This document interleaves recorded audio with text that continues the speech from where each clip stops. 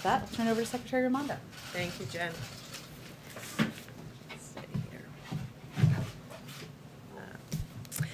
Thank you, Jen. Good afternoon, everybody. So, as the President often says, and as we all know, we're on the road to recovery. And today, with this announcement, we mark a real step forward in that recovery. As Jen just said, the President signed the American Rescue Plan into law, intended to get our country back on its feet. And thanks to that law, I'm thrilled right now to be announcing the launch of a transformative $3 billion economic development initiative that will be running out of the Department of Commerce.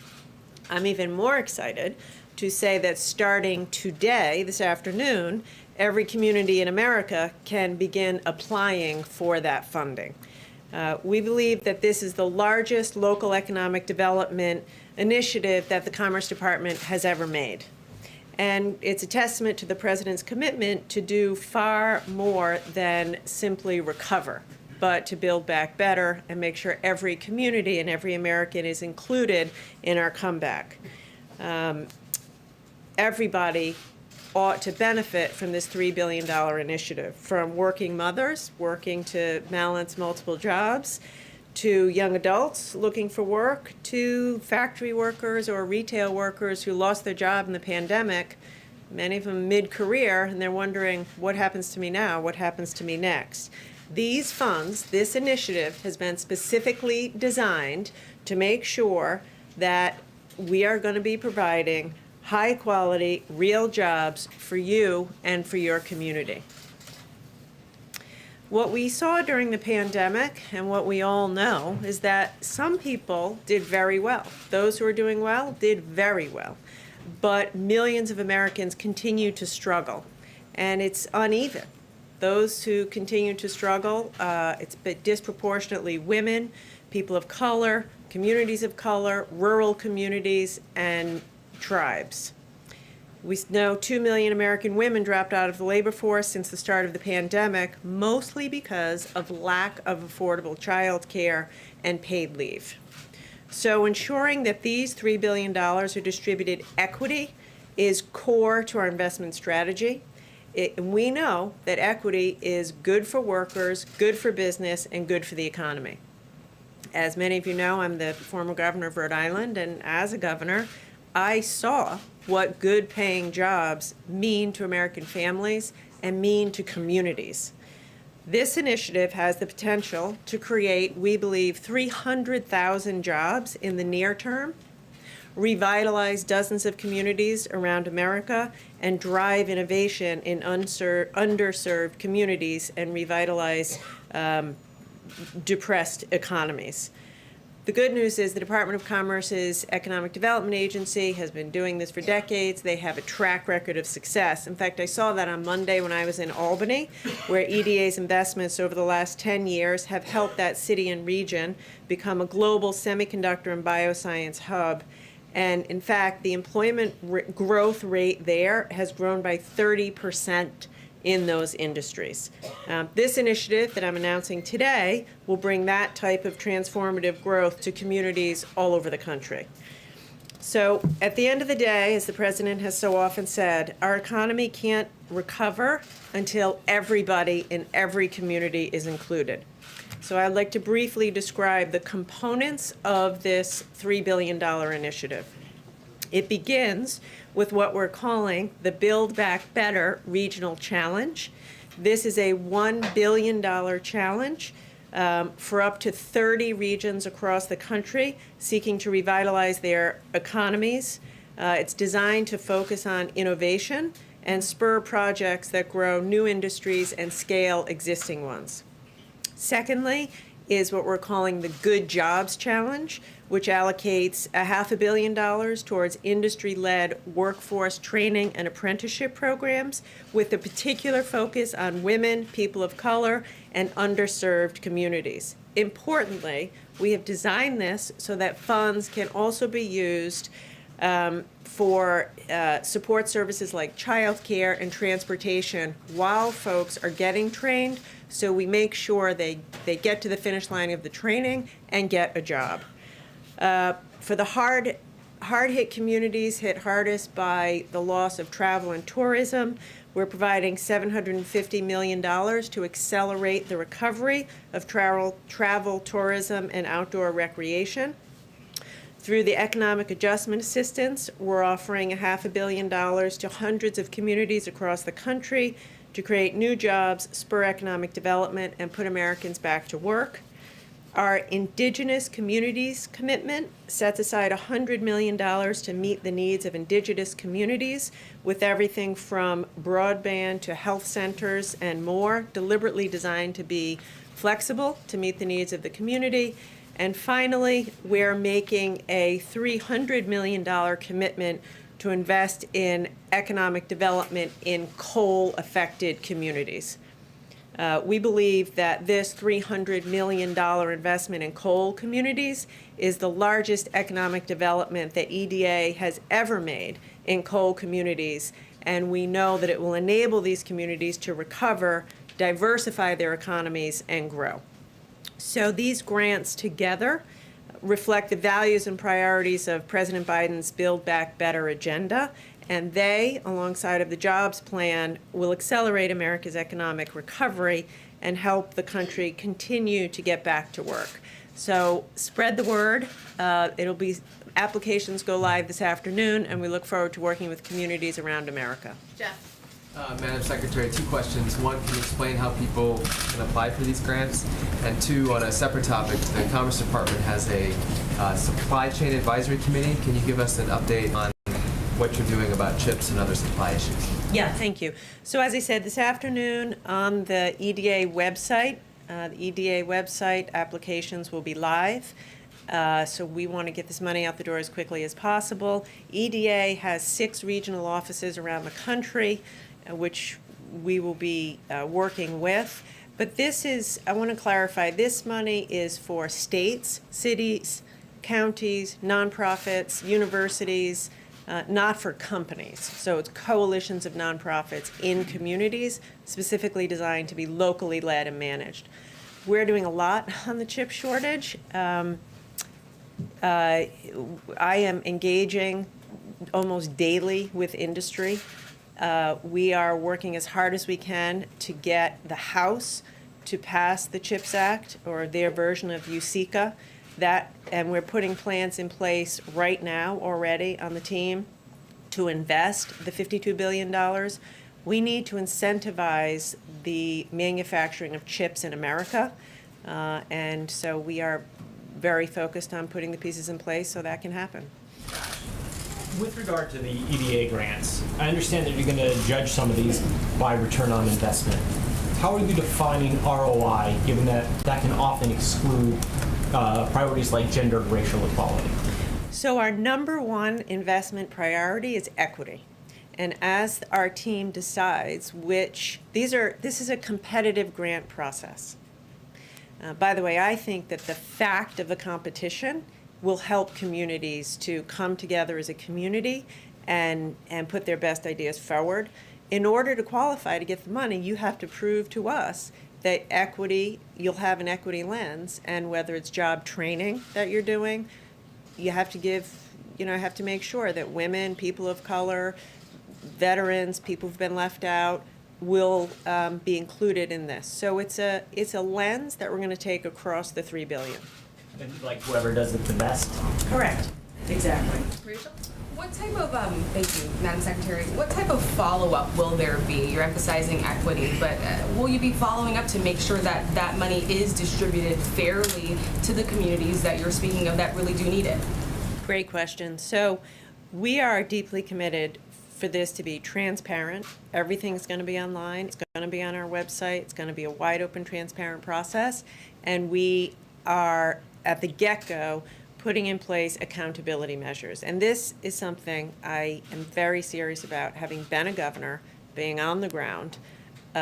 We are going to track every penny to make sure that it's doing what it's supposed to do. And the ROI is jobs. We think we can create, in the short term, hundreds of thousands of jobs and fundamentally revitalize dozens of communities around America, so that a few years from now, we'll create 300,000 jobs. 10 years from now, we will have communities that are a beehive of economic activity that 5 years ago were distressed. Thanks, Secretary Raimondo. A few days ago, the U.S. government and governments around the world accused China of malicious cyber activities. Have you gotten any reaction from your Chinese government counterparts about these accusations? And do you believe that the statements alone are going to be enough to change Chinese behavior if they aren't paired with punitive measures like tariffs or sanctions? Yeah. So I have not had, to answer your first question, the answer is no. I have not had any interaction. President Biden's been very clear on this. There will be consequences, and we will use all tools at our disposal in order to protect Americans and American businesses. Pam? Yes, thank you. You mentioned that some of this money would go to communities hit hard by the loss of travel and tourism. Do you have a sense of how big that hit has been and what share of that is because of the public health related travel bans? So we know that nearly every community in America has been affected, and I want to be clear that of the $750 million, every state will receive something. So $500 million is going out as quickly as we can in the next few weeks, and everyone will participate, and then 200 or so is competitive. I think that I think the answer to your question is it's impossible to answer, or I don't think it's possible to figure it out that way. But we do know about a year and a half ago we shut down travel and tourism. I lived it in Rhode Island. You know, Newport, Narragansett, Block Island closed. We shut it down, and we're still trying to build back after that. And so that's what this money is intended to do, to help these communities to get back into the business of tourism and travel. Kelly? How would you assess, Madam Secretary, the worker shortage that many employers are finding, where they're having difficulty getting back up, especially in some of the hospitality and tourist areas? It is acute. There is every business I talk to says that they need to find talent. So I don't know if I would call it a shortage per se. I would say there's a skills gap. And that's why we put so much money of this $3 billion, you know, $500 million of $3 billion is just for skill development, apprenticeship, high quality job training. What I hear all the time is from companies, we are ready to hire, but people need to have the skills. They need digital skills, cybersecurity skills, data skills, cloud computing skills. And so that's what we have to get at the business of. And by the way, we need to make sure that women and people of color and people in rural areas have those digital skills so they can get those good jobs. So that's what this is about, and that's what I hear most often from companies. Caitlin's going to have to be the last one. Thank you, Secretary. Last week, the President said he would have an update for us on international travel restrictions in a few days. Do you have any update on that, and do you believe it's time for the U.S. to reopen its borders? Yeah, I do not have an update on that except to say a couple of things. International travel is vital, and it's vital to commerce. And we are taking a methodical approach based on data and based on science. My primary message with respect to that and to the American people, get vaccinated. Like, increasingly, this is a disease of the unvaccinated. 97% of people in hospitals with COVID are unvaccinated. So if you're asking me, you know, what can we do to get our economy back on track? Get vaccinated. Because as more people do that, then we can continue to think about opening travel, going back into the office, et cetera. Thank you, Secretary Raimondo. We appreciate you. Thank you so much. Do I have everything? I'm sorry, she's got to go. Busy day. Okay. Couple items for you at the top. This afternoon, the president will bring together leaders from both the labor and business community at the White House to talk about the critical need to invest in America's economic strength by passing the bipartisan infrastructure framework. While some of the participants at this roundtable may have sat across the negotiating table in the past, now they've joined together as part of a broad coalition of labor and business leaders backing this plan. And they're joined in their support by bipartisan leaders in Washington, governors, mayors, and an overwhelming majority of the American people. I also wanted to note that today the Department of Justice is announcing or has announced the launch of 5 gun trafficking strike forces in regions around the country to combat the uptick in gun crimes that we've seen over the last 18 months. As part of this announcement, the Attorney General and Deputy Attorney General will visit the headquarters of ATF in Washington before the Attorney General travels to Chicago to meet with the leaders from the Chicago Police Department and attend a listening session with participants in a group that offers innovative programming to reduce gun violence. The regional strike forces we've talked about a bit in the past, but they will leverage existing resources to ensure sustained efforts across city and state boundaries to help stem the supply of illegally trafficked firearms in 5 key regions: New York, Chicago, Los Angeles, the San Francisco Bay Area, Sacramento region, and Washington, D.C. And this is part of the administration's comprehensive crime reduction strategy announced last month at the White House with Attorney General Garland. In addition to targeting gun traffickers to keep guns out of the hands of criminals, the president's plan bolsters local law enforcement efforts by giving them the resources they need to hire more police officers and engage in effective community policing. I also wanted to note that this afternoon the president will sign H.R. 1652, which will help strengthen and restore funding for the Crime Victims Fund, which has lost billions of dollars over the last 5 years. This was originally passed in 1984, which established the Crime Victims Funds, which received most of its funds through deposits from criminal fines and penalties from convictions in federal cases, and does not receive any appropriated funding of taxpayer dollars. It awards grants to states, local governments, and other entities through DOJ's Office for Victims of Crime. With that, Josh. Thanks, Jen. 3 subjects. Okay. First, given the spread of the Delta variant, return to offices, is the administration looking at new mask guidance as reported by the Washington Post? Well, I know that the head of the CDC, our public health arm, just spoke to this earlier this morning and made clear that there had not been a decision to change our mask guidance.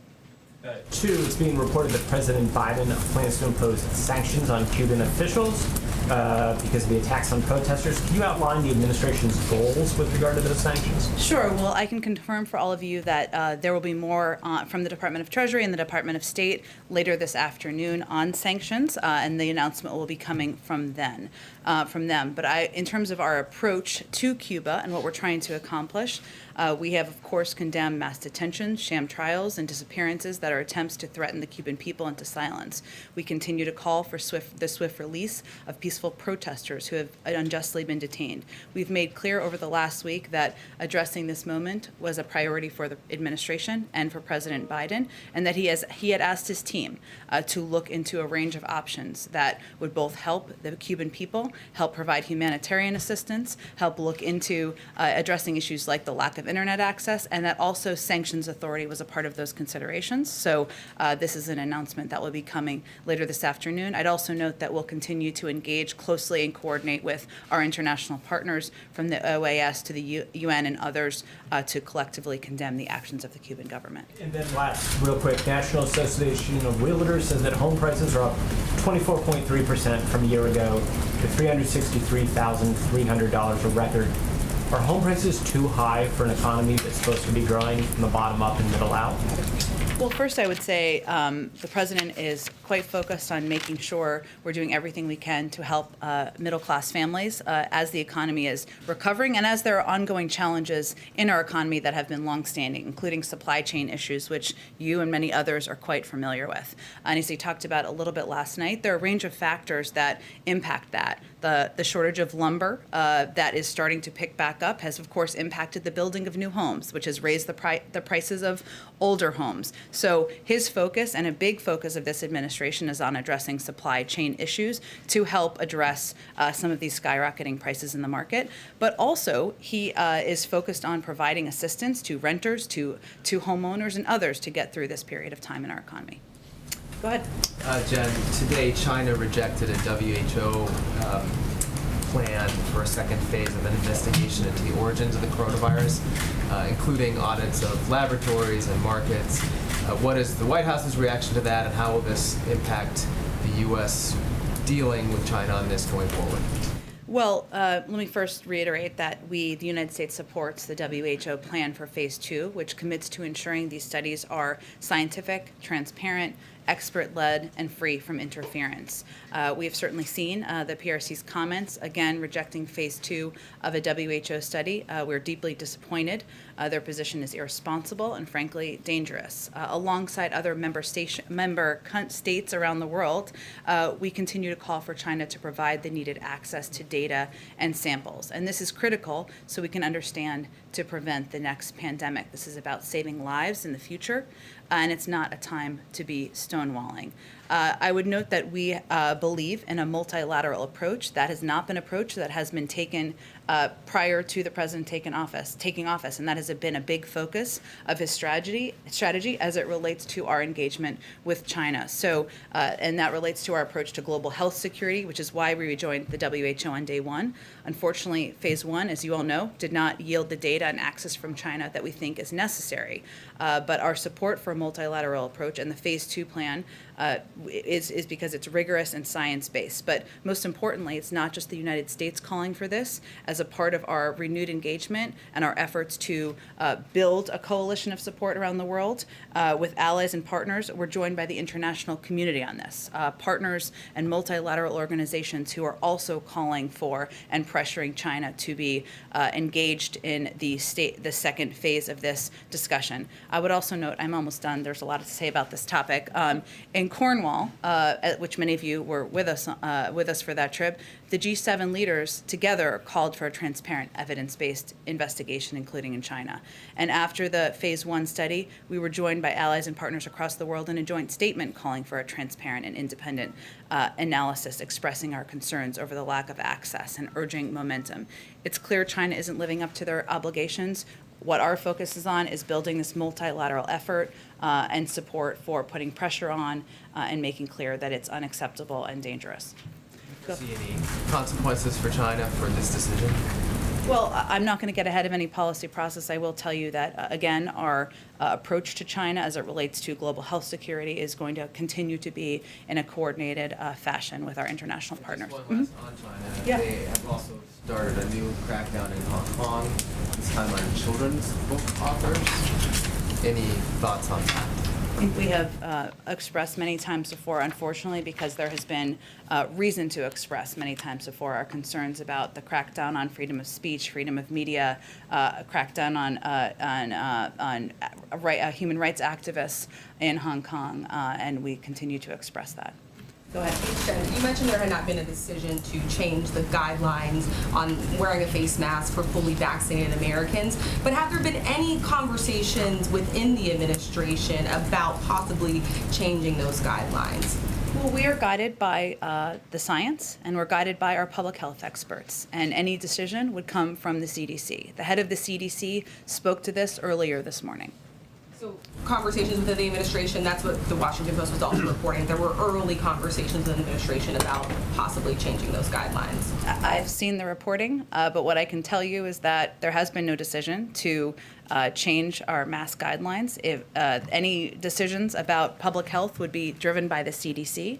But of course, we are engaged with public health experts and the CDC about how to continue to attack the virus. And we've never said that battle is over. It's still ongoing. It would be more concerning, or should be more concerning to all of you and the American people if we were not having those conversations. So there are certainly conversations about steps we can and should take, but I think Dr. Walensky was quite clear this morning. And just one quick follow-up. We heard the CDC director today warn about the rise in the Delta variant, saying that it's spreading with incredible efficiency.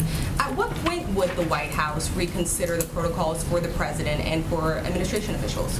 Well, we're guided by the public health guidance and the CDC guidelines, and that's what we abide by here.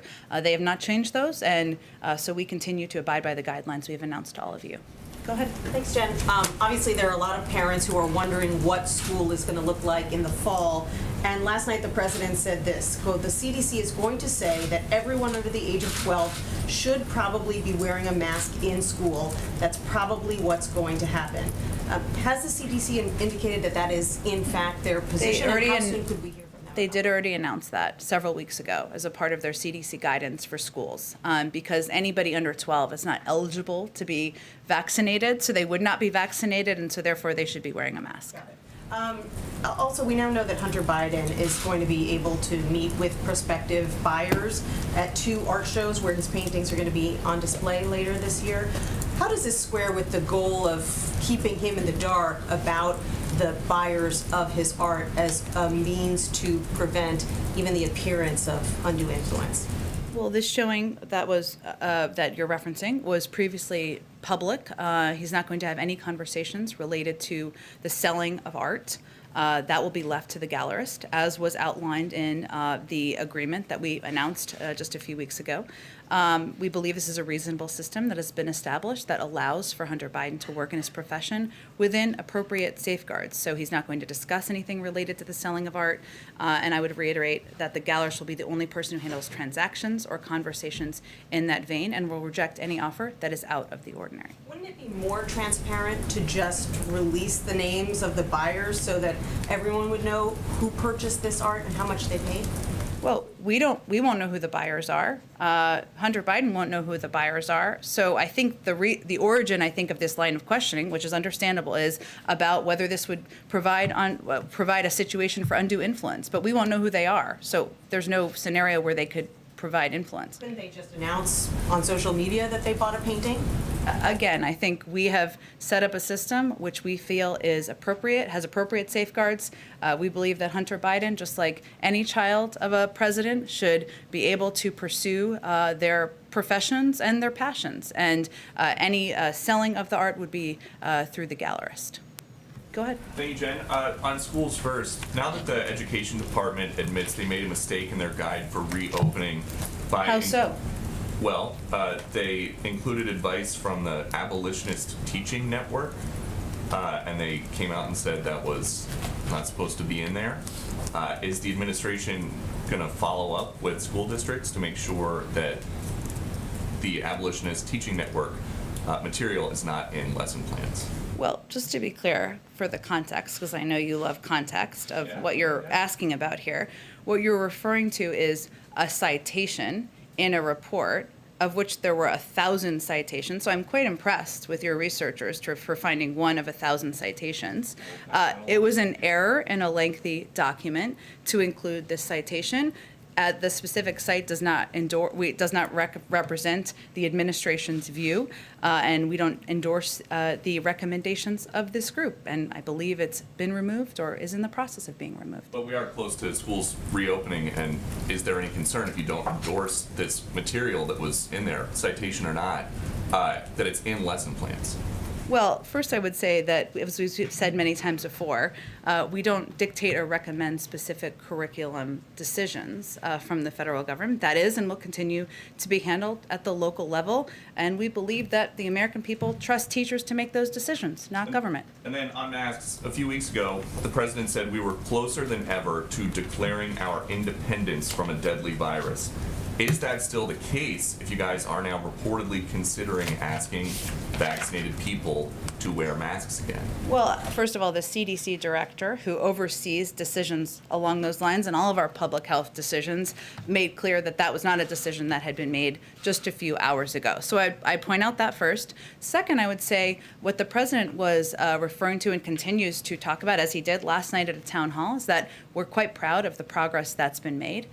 People over 65, more than 80% are vaccinated. Almost 70% of adults are vaccinated. 162 million Americans are vaccinated. That is certainly progress, but we are still at war with the virus. We've never said that would be over. We've always said that we'd be continuing to focus on ensuring we're meeting people where they are and getting them vaccinated, keeping them safe. But the president said in May, vaxxed or masked. I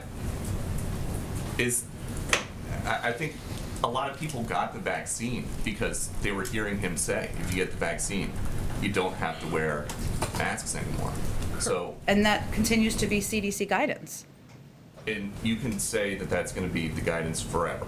I am not the CDC director. I understand, but people don't care who tells them to wear a mask. They If it's the should White care. House- If Should- it's the White House. or Shouldn't the they care if CDC, it's a what doctor, a difference does it medical make? expert, or a spokesperson? I think most Americans actually do care. It's the government. Okay. Kelly, go ahead. Is there a conversation about encouraging people to make the personal choice that Dr. Walensky talked about today, if they, for example, are vaccinated but live in a state with low vaccination rates or have other considerations? Is part of your messaging going to be encouraging the personal choice piece on mask wearing? Well, that is currently our messaging, right? So I would say that for communities where there are lower rates of vaccination, and as we know, that's really concentrated in only a handful of states across the country where most of the cases are coming from, as we've seen the rise in the Delta variant, which is more transmissible, and if you're not vaccinated, it is transferring, no question, more quickly across people. People should wear masks, and that is something we will continue to encourage leaders and civic leaders and educators and people who are trusted voices in communities to make clear. And those are vaccinated people you're referring to make the personal choice to wear the mask in those high-rate areas. That's what I'm asking. That's not the advice of the CDC at this point in time, so that is not a message we are conveying to people. Dr. Walensky said today that it can be a personal choice for Of the course. vaccinated. Of course, it can be. And some people make that decision because they are immunocompromised, because they have family members, because they just want an extra layer of protection, and we should all respect that. But it is not proactive guidance that the CDC is providing. Last night, the president said you're not going to get COVID if you have these vaccinations. Why did he say that when that is not what the science says?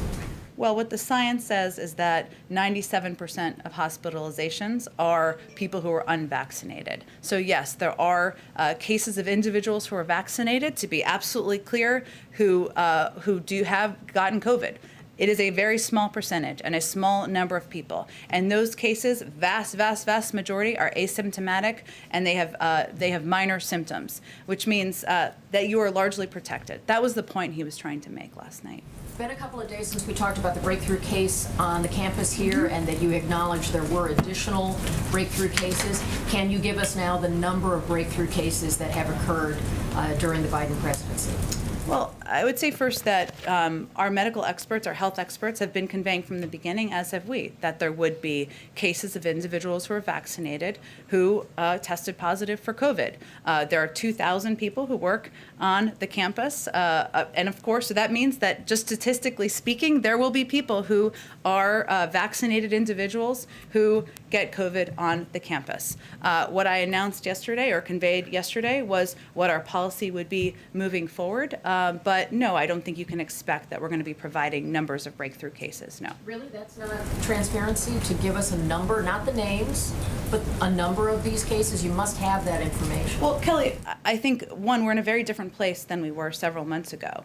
The vast majority of individuals who are vaccinated who get COVID will be asymptomatic or have mild cases. Every individual at this White House has been offered a vaccine, and we have been very clear that we will be transparent with anyone who has had close proximity contact with the president or any of the four principals as deemed by the White House Medical Unit with all of you. And if they approve having their name released, we will also release their names, but we will protect their privacy. That will be our policy moving forward, and we understand and agree that that is in the public interest. Go ahead. Jen, last night at the CNN town hall, the president was asked by a restaurateur about the worker shortage that the Commerce Secretary just called acute. She described it as a skills gap, but the restaurateur said that he had, right now, job openings he can't fill, and he asked the president if there's anything that his administration can do to help him and his business. The president seemed to struggle with an answer. Is there anything that his administration can do to help that restaurateur or people who are similarly situated with this acute worker shortage? Well, first I would say that we have already implemented, and the money has gone out the door, continues to go out the door for our restaurant restabilization program, something that was a part of the American Rescue Plan and helped many hundreds of restaurants across the country stay open, reopen, and that was assistance that came from the American Rescue Plan that the president signed into law. I think what the president was noting is that at this point in time, it's also a workers' market. And in some places, it may be that you have to pay more wages in order to attract workers. We don't have all the details, of course, about his individual circumstance, but we implemented a major program that helped restaurants stay open, something we strongly supported, we advocated for as a part of the package. If I can ask a follow-up to the question about the president's son and the art gallery events. You said that Hunter Biden is not going to discuss anything related to the sale of his art. Is that a promise that has been made in writing? And if so, is that an agreement that can be made available to the public? I'm making that clear to all of you now, that that is an agreement that has been made as a part of this, as a part of these events. Is it in writing? I can check and see if there's more detail. Thanks. But I think it's pretty clear what the agreement is, so I'm not sure it's more complicated than that, but I will see if there's more to provide. Thanks, Jen. One on masks and then one quick one on the Fed after that. Dr. Fauci told reporters earlier today that there isn't enough research to know whether breakthrough cases can result in long COVID. The president has repeatedly told the public that they're safe from the worst effects of COVID. How can he be sure without this research? And if there's even a chance that breakthrough cases can result in long COVID, why not recommend masks more widely? Well, I think what the president's referring to, one, we've seen some interesting polling over the last week. I believe it was a CBS poll that showed that vaccinated people in the country are more fearful about the Delta variant than unvaccinated people. That's clearly concerning to us because unvaccinated people should be more fearful. And what the president wanted to convey to people in the country is the impact and effect of getting vaccinated. So we also know statistically that 97% of hospitalizations are for people who are unvaccinated. And that the vast majority of cases are asymptomatic or have very mild symptoms, which the health and medical experts will tell you. That's true. There's still research about a range of components of the impacts of COVID over the long term, which our health and medical leaders will advise us on. They also have not changed their guidance on masks. That is not a determination that's being made from a political standpoint or from anyone in the White House. That is something the CDC and our health and medical experts are advising on, and they look at a range of factors. And just on the Fed, is the president concerned at all that choosing a new Federal Reserve chairman during a period of economic uncertainty and inflation could complicate the economic recovery or spook the markets? I just have nothing to preview for you in terms of the end of the term next winter. Go ahead. Oh, do you already ask? Go ahead, Jen. On infrastructure, Senator Carper, one of your allies, said that he wants to make sure that the water infrastructure measures that the Senate already passed and the surface transportation reauthorization bill that passed out of his committee are also included in the infrastructure agreement. I know that the bipartisan group said yesterday that they were 99% of the way there. I know there are some issues that Republican lawmakers are working out with the White House right now. Are Senator Carper's concerns also something that the White House is aware of and working on at this point?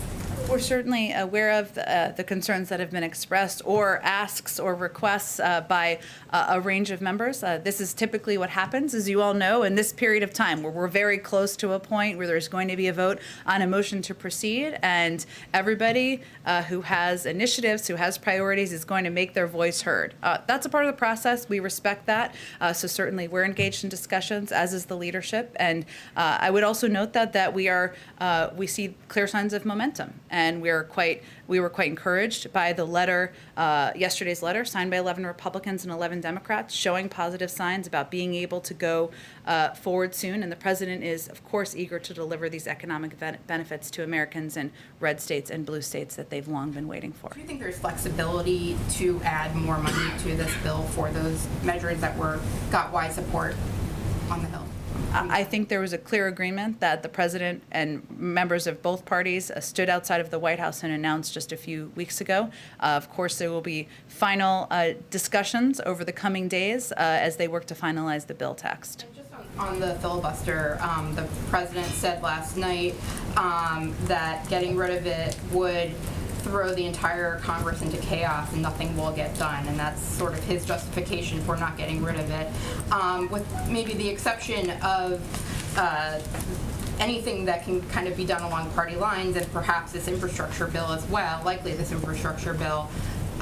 is anything getting done? Will anything get done, that can't just be done through reconciliation, once we get past this infrastructure thing? And or if things that can't get done are things like voting rights that are so big, or dealing with climate or immigration, is there really any difference between having the filibuster in place and getting rid of it, with sort of the president's justification for not getting rid of it?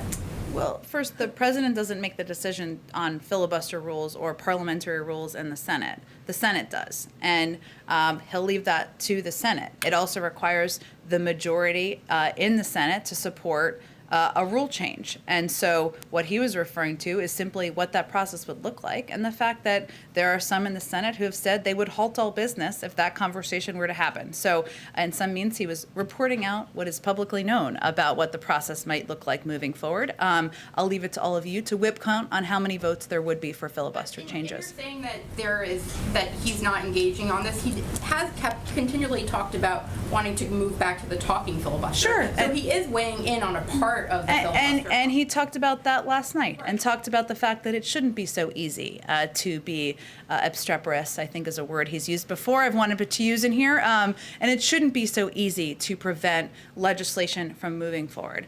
I'll also note that, the president ran for office because he felt that people's fundamental rights were being violated by the last president. And voting rights and racial equality is central to what he wants to do as president. So he has already taken a number of steps. He will continue to advocate for the For the People Act, which every Democrat voted to advance after he worked the phones, and the John Lewis Voting Rights Act.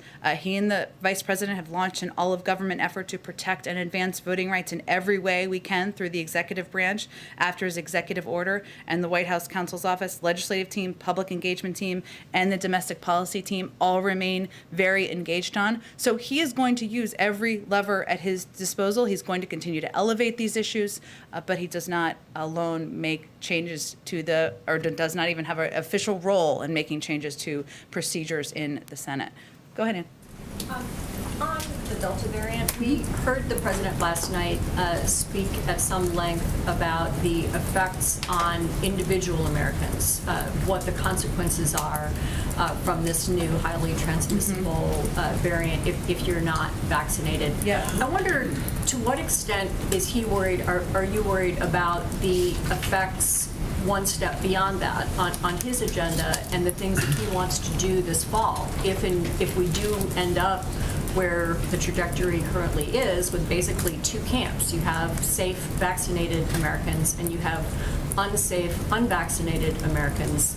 He has said before he wants to be president for everyone and have an agenda to match. How can that come true moving into the fall if you have so many people in this country who are still at risk of hospitalization and death? So I'm just trying to understand your question. How will... Back on the agenda. His agenda. In what way, though? Like his legislative agenda, or what? I mean, his general agenda for improving the lives of Americans across a variety of spheres, as he's talked about movingly several times, including last night. Yeah. What he wants to do. No, I just wanted to make sure I understood your question. So, look, I think that he said in the beginning, and he reiterated last night, that getting the pandemic under control, protecting Americans from the spread of the virus, continues to be his number one priority, and that he's going to govern for all Americans, Democrats, independents, Republicans, even people who did not vote for him. So one of the reasons that he did an event like the town hall last night, and one of the reasons why he speaks about what the dire impacts are of the spread of the most transmissible version of the virus we've seen to date, is because he wants people to be protected. We've seen in a lot of these states, there has been a misinformation traveling. There has been in some cases, a political bent of who is and isn't getting vaccinated, unfortunately. We don't want this to be a partisan issue. So he's going to keep at it. I'm not sure on his legislative agenda I don't know how to make that connection, but it will continue to be his priority moving forward. There's no question. And then On Iraq, the Iraqi Prime Minister will be here Monday. In April, the administration said that the U.S. and Iraq have agreed to eventually withdraw U.S. combat forces and that talks would take place beginning then toward that end. Can you give us an update on where those talks stand and whether the President will be able to announce either a date certain or more specific plans about the withdrawal of U.S. combat forces on Monday?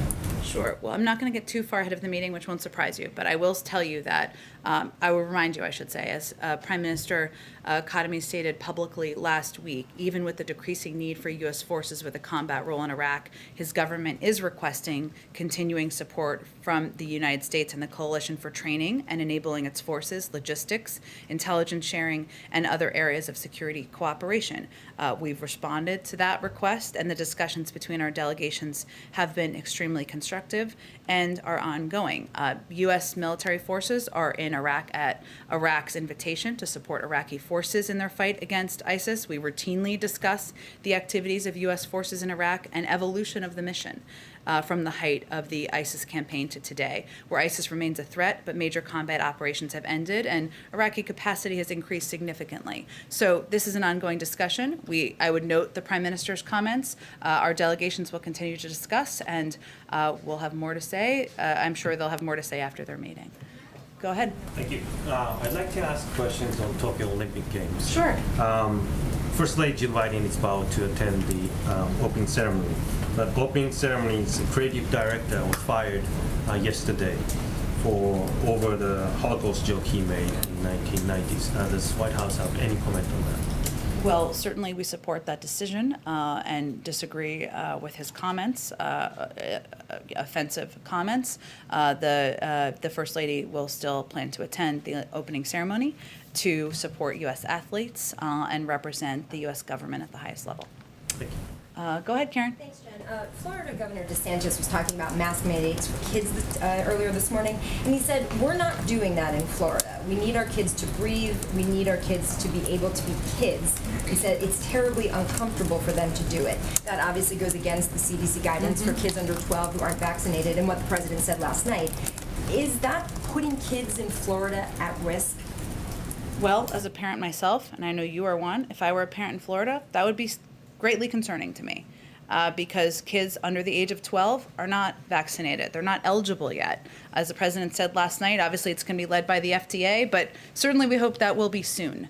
But that puts kids at risk. It's not aligned with public health guidelines. We know masks are not the most comfortable thing. I will say my kids are quite adjusted to them, as I know many kids are. So certainly we would have concern about any step that doesn't abide by public health guidelines, and we think it puts people at greater risk. Frustrated that in the fall, when kids go back to school across the country, that there could be very different standards for kids under 12. And is there something that he can do about that? Well, the president can speak out, as he did last night, about the risks of the Delta variant. That is more transmissible than any variant we've seen to date, about the risk to young people of the spread of COVID, and about the fact that the CDC has put out clear guidelines, clear mitigation steps that can be taken to keep families safe, kids safe, individuals safe, and there are a range of steps that people can take. I think what's notable about the CDC education guidelines is that it made very clear it's important for kids to be back in school, and that's important for their mental health. It's important for kids to be learning. We don't want to put kids behind and create some sort of an additional educational gap. But there are recommendations by public health experts for a reason. He'll continue to elevate them, but ultimately those decisions will be made by local school districts. Go ahead, Caitlin. Thanks so much. Can you confirm that White House officials are involved in these discussions about whether or not they need to update the mask guidance?